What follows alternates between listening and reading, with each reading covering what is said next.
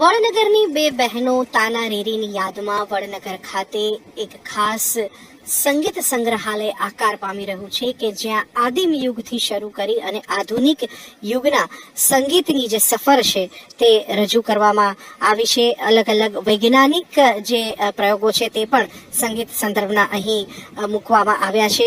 360 degree immersive projection, અલગ અલગ વિષય કેન્દ્રિત ગેલેરીઓ પણ અહીં તૈયાર કરવામાં આવી છે. આ 8 અલગ અલગ વિષય કેન્દ્રિત જે ગેલેરીઓ તૈયાર થઈ છે તેમાં સૂફી સંગીત, ભક્તિ સંગીત અને નિસર્ગ સંગીત સહિતના જે વિવિધ સંગીત છે તેનું અહીં ખાસ નિદર્શન કરાયું છે. આ ઉપરાંત ભારતના પ્રખ્યાત સંગીતકારોના જે દુર્લભ વાદ્યો છે તેનું પણ અહીં પ્રદર્શન કરવામાં આવશે.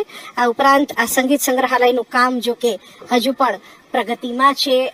જોઈ શકાય છે કે જે પ્રોજેક્ટ મેનેજર છે તેઓ આજે પણ આ સંગીત સંગ્રહાલયની મુલાકાતે છે અને તેના પગલે જો કે સંગીત સંગ્રહાલયમાં પ્રવેશ નિષેધ કરવામાં આવ્યો છે. પણ મહત્વનું છે કે આજે જ્યારે નાયબ મુખ્યમંત્રી હર્ષ સંઘવી અહીં વડનગરની મુલાકાતે હતા ત્યારે તેમણે કરેલી ખાસ બેઠકમાં સંગીત સંગ્રહાલયના જે પ્રોજેક્ટ છે તેની સમીક્ષા પણ તેમણે ખાસ કરી હતી. થોડા સમયમાં જ આ સંગીત સંગ્રહાલય જે છે તે લોકો માટે ખુલ્લું મૂકવામાં આવે તેવી અપેક્ષા